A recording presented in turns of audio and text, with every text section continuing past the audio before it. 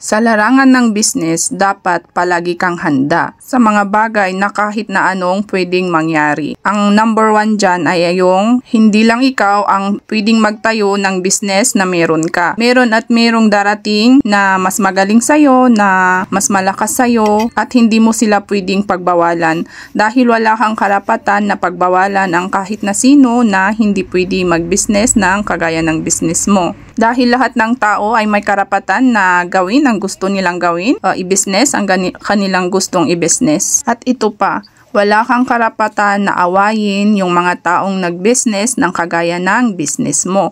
So ano ang dapat mong gawin?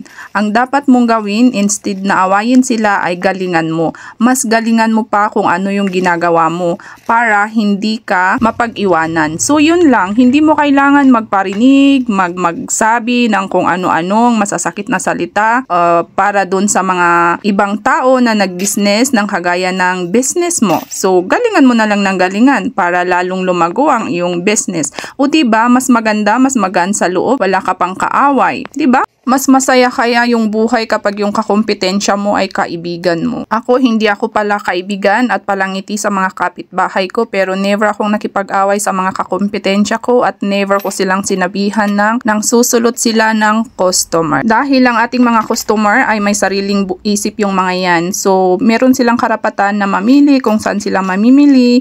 Ganon, hindi mo hawak ang buhay nila at hindi mo sila pagmamay-ari.